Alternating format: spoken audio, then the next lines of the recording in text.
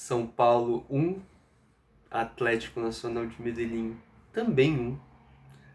Placar dos pênaltis, São Paulo 4, Atlético 3. Olha como estamos.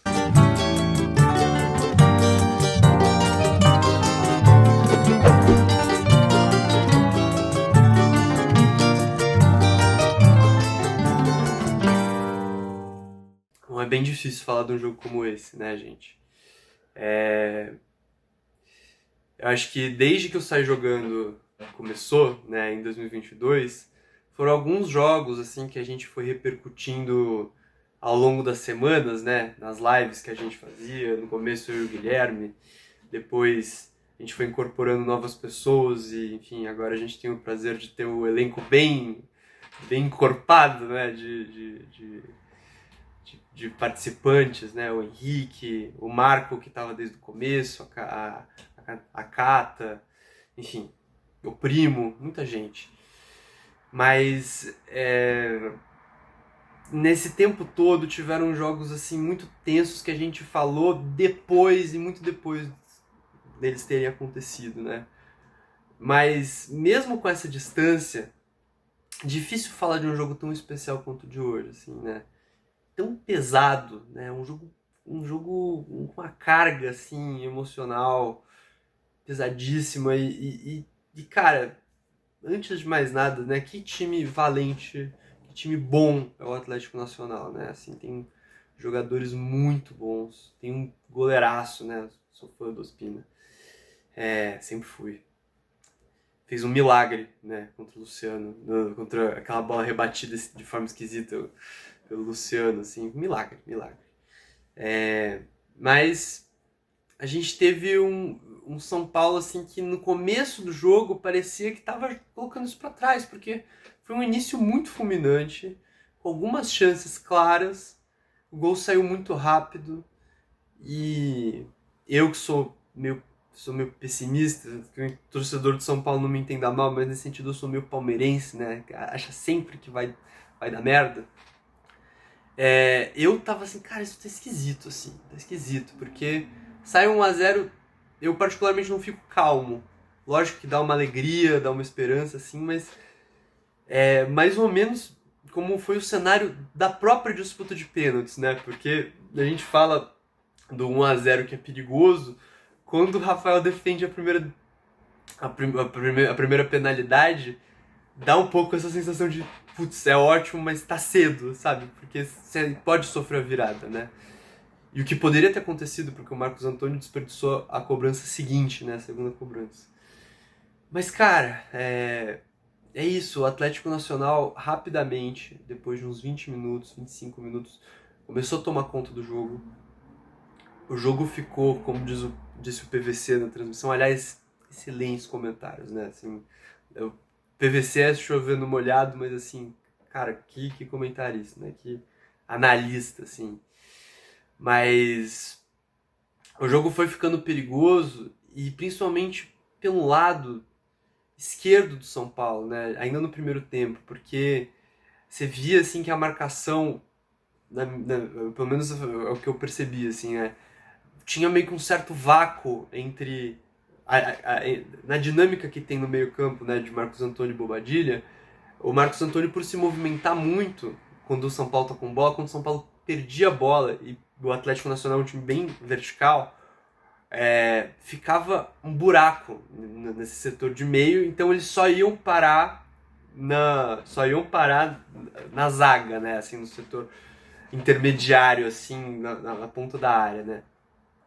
E muitas vezes isso aconteceu, né? O São Paulo com dificuldade de saída de bola, rifava a bola, saía mal quando tentava construir desde o goleiro e dos zagueiros. Então, assim, o Atlético Nacional encaixotou, assim, né? O São Paulo foi conseguindo sair com muita facilidade.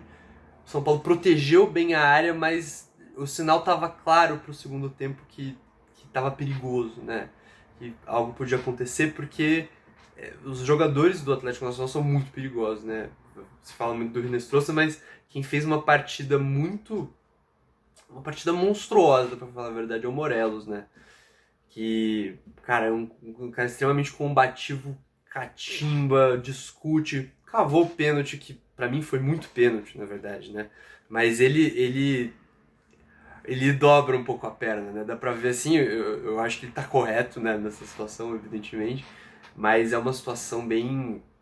Ele é uma atuação muito consistente, assim, muito efetiva, né? Mas, cara, São Paulo, com razão, se a gente pensar na questão emocional, né?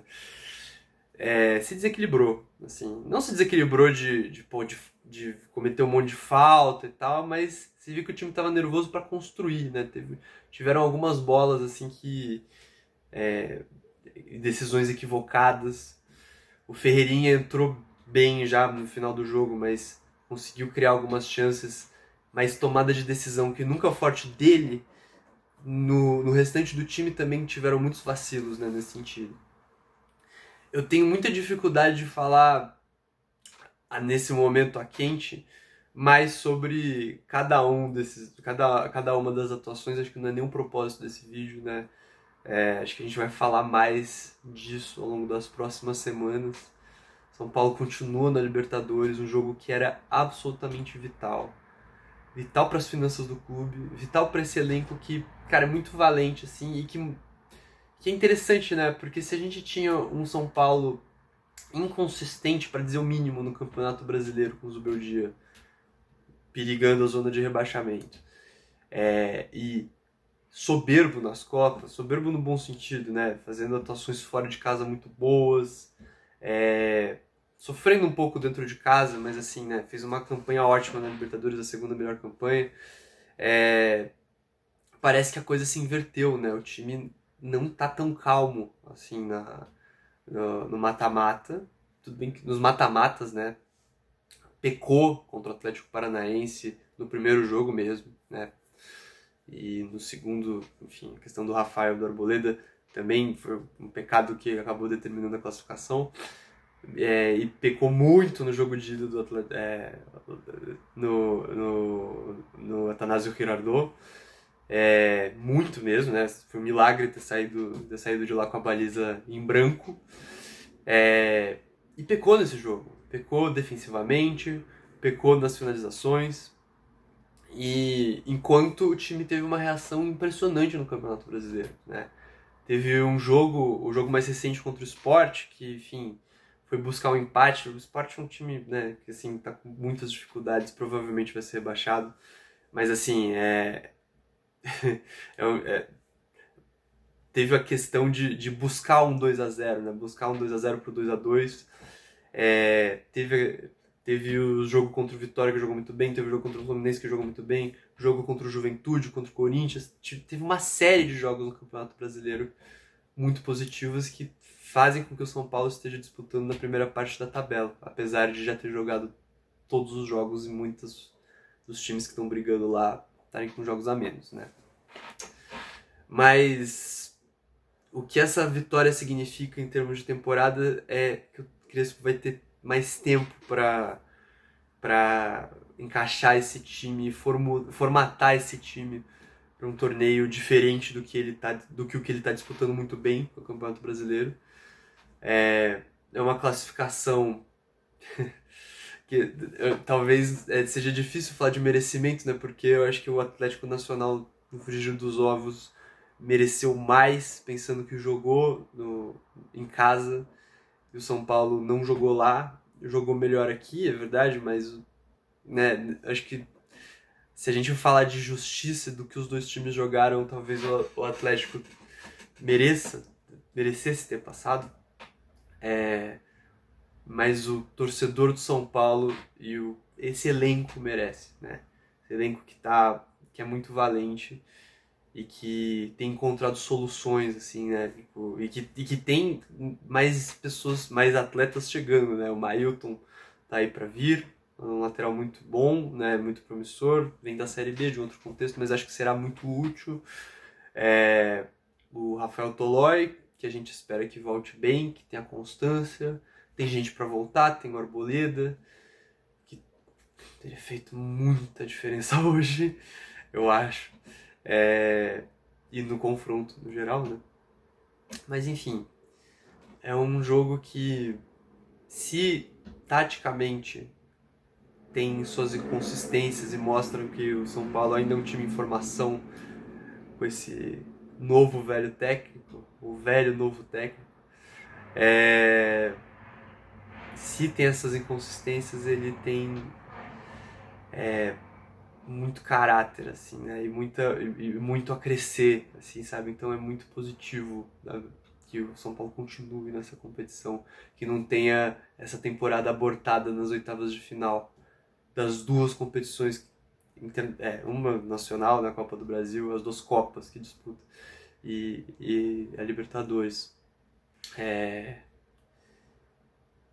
Se taticamente as coisas não fluíram, emocionalmente o São Paulo, no momento de maior pressão, conseguiu reagir bem nos pênaltis, que foi uma questão bizonha, né, contra o Atlético Paranaense. Gente, se inscrevam no canal, né? Sempre bom lembrar, se inscrevam no canal, ativem o sininho, compartilhem para pessoas que vocês acham que gostariam de nos assistir. A gente está fazendo um esforço para ter vídeos novos sempre nos pós-jogos mais importantes ou que dizem mais respeito a gente, né? Mas a gente é um canal plural que quer falar sobre tudo que a gente tem condição de falar, né? Hoje a gente fez, inclusive, uma live muito boa com o Vasco, que, enfim, confiram lá no canal. O Vasco, que é um cara extremamente gente boa, que topou falar com a gente sobre... Ele trabalha com gestão de futebol, né? Tipo, teve uma experiência de dirigir um clube em Moçambique, enfim, falou várias coisas interessantíssimas sobre o cenário do futebol brasileiro, sobre a SAF, sobre os bichos papões, né? Flamengo e Palmeiras, dessa era do futebol brasileiro, enfim. Confiram que tá muito legal. Mas, tô pensando se tem mais alguma coisa pra falar. Sabe, eu pessoalmente, como torcedor de São Paulo, eu tive momentos assim de muita dificuldade de viver esse clube da maneira que de uns tempos pra cá eu voltei a viver, sabe? E é culpa do São Paulo um pouco, né? Porque, enfim, institucionalmente São Paulo há muito tempo tá muito mal e vem mal e vem... Eu acho que essa gestão, pelo menos, ela tem o mérito de fazer com que o clube se sinta um pouco menos abandonado em relação à estrutura, né? Porque o Leco acabou com o São Paulo nesse sentido, mas essa gestão deve muito, né? Mas esse tipo de momento de catarse das arquibancadas do Morumbi, de um elenco mostrando força, mostrando capacidade mental, assim, né? De buscar um resultado nos pênaltis, tendo sido eliminado de forma vexatória algumas semanas antes, justamente nos pênaltis. Tudo isso faz com que o São Paulino mereça desfrutar essa noite da melhor maneira possível. Como eu falei antes, eu vou poupar todo mundo de uma análise individual de jogadores, assim, mais detalhada e tal. E acho que vou deixar isso para um outro momento, para o momento que a gente for falar do confronto em si, quando os confrontos todos já estiverem definidos, tá bom? Boa noite e passar bem.